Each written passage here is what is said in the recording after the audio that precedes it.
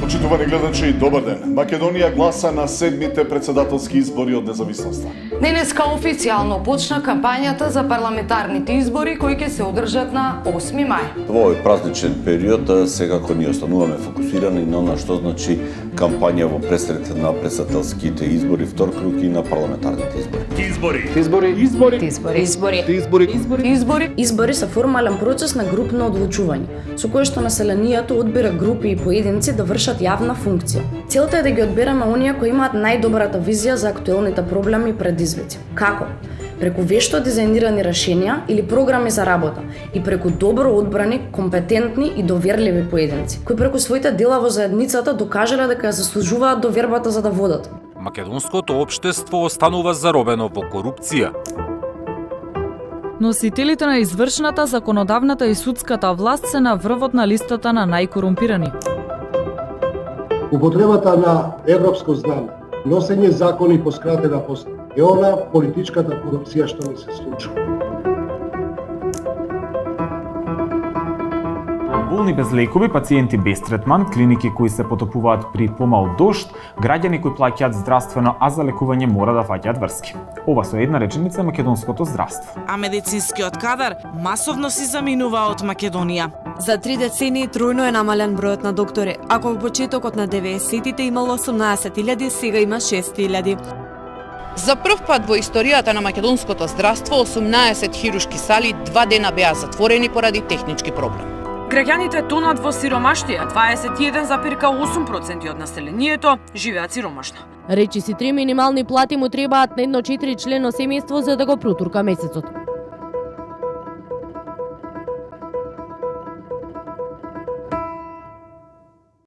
Ако ова се најголемите проблеми, тогаш каква е понудата од идеи и луѓе? Прво, сакавме да знаеме со кои идеи придонеле луѓето кои сакаат да водат, кого ангажирале за овие програми, колку време посветиле и која е нивната визија за длабока реформа. Сите рекоа дека учествувале во сите идеи, но на една конкретна никој не можеше да се присети. Браво, како сте? Лила, Драго ми, да. Дали сакате вас или лидерот? Како сакате, не мислам дека ќе успееш да го снимаш. Само побрзо. Кажете ми само дали учествувавте вие лично со некоја идеја во програмата? Како може да се сетите со која? Не, многу идеи, како да ви кажам, можеби многу идеи се.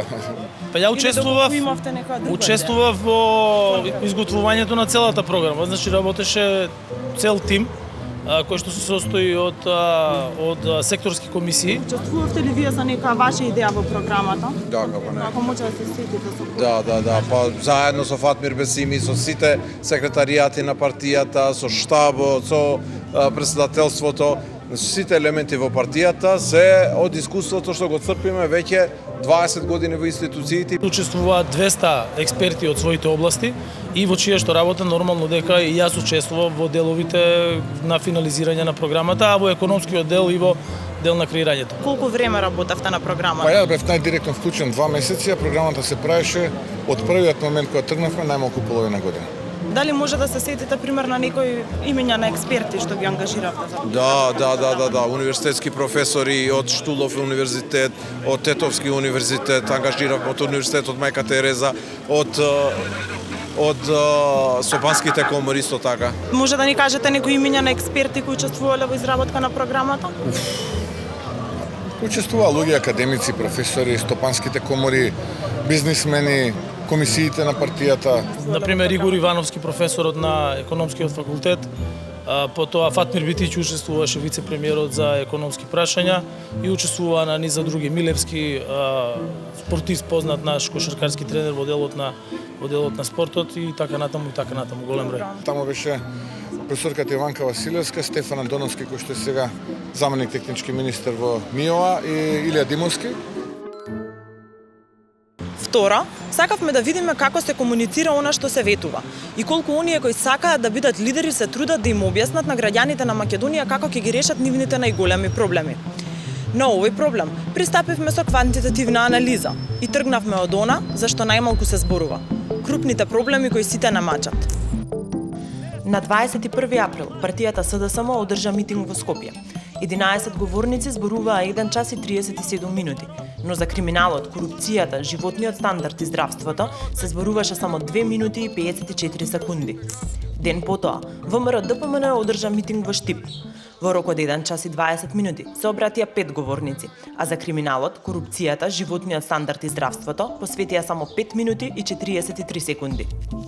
На митингот кој ДУИ го одржа на 21 април во Скопје, говореа 9 говорници, од 1 час и 37 минути.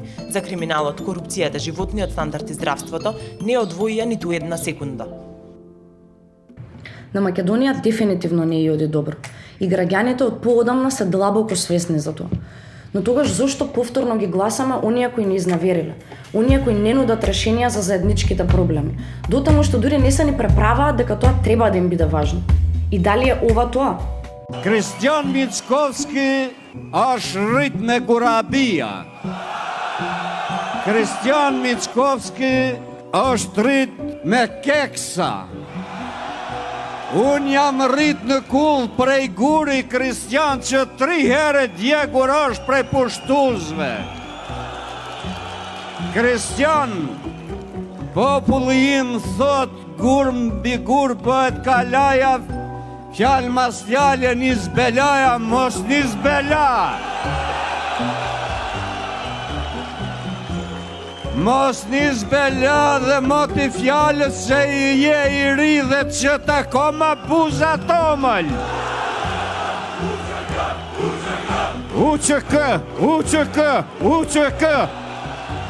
И сакам, Али, да те прашам, колку кекси и гураби јадеше додека ги градеше оние палати во Зајас, каде уживаш како блискоисточен шеик.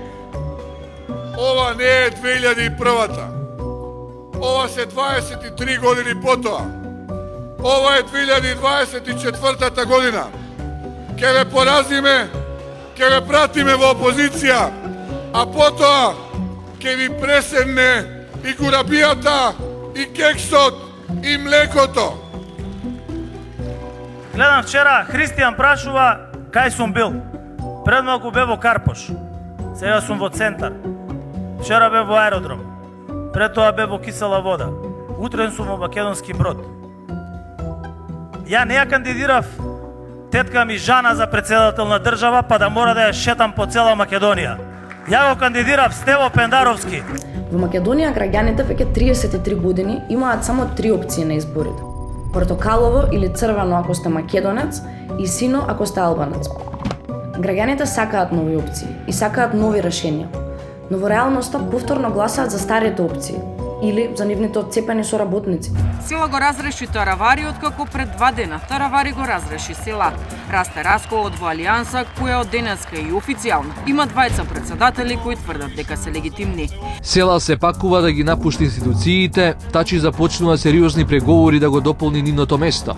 Расколот во владеачката алијанса за албанците се рефлектира и на техничката влада. Гарони që janë shtërë të gjitha mundësitë për funksionim brenda BDI-s, prandaj dorëhiqemi nga gjithçka që është në BDI, nuk jemi më antar të Bashkimit Demokratik për Integrim dhe prej sot është një fillim i ri. Независната кандидатура на Максим Димитриевски била пресудна да биде исклучен од СДСМ, а тој бил свесен дека тоа ќе се случи. Максим Димитриевски се одлучи за тоа. Тоа е негова одлука и Максим тргна против Максим. Тогаш зошто не бираме нови луѓе? И зошто нема опции? Затоа што и да сакаме, не можеме. Нашиот изборен процес исклучува фер надпревар или е поставен на начин максимално да им го отежни патот на честните и добронамерните. Замислете си дека утре создавате платформа и таа треба да биде представена во понудата, но според нашите закони тоа не е дозволено. Летото во 2018 година на лидерска средба која се одржа во клубот на пратеници присуствуваа Зоран Заев, Христијан Мицковски, Али Ахмети и Билол Касами. Тие договорија измени на изборниот законник за елиминирање на било каква конкуренција.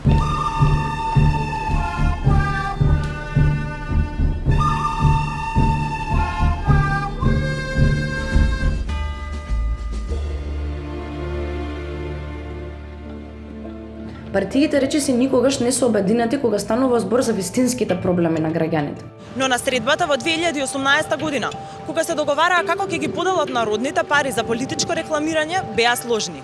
90% од парите ќе отидат кај најголемите политички партии, а само 10% ќе им остават на помалите.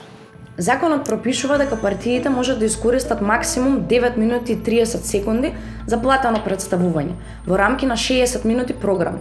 Но и оваа распределба е на штета на малите партии или на партиите кои не се застапени во собранието. Повеќе партискиот систем по дефиниција треба да гарантира дека граѓаните на секои избори ќе имаат вистински избор. Ова е вака во теорија, но во пракса политичките партии имаат само една идеја, а тоа е да останат на власт што е можно подолго и да овозможат мала група на луѓе да се збогатат што е можно повеќе.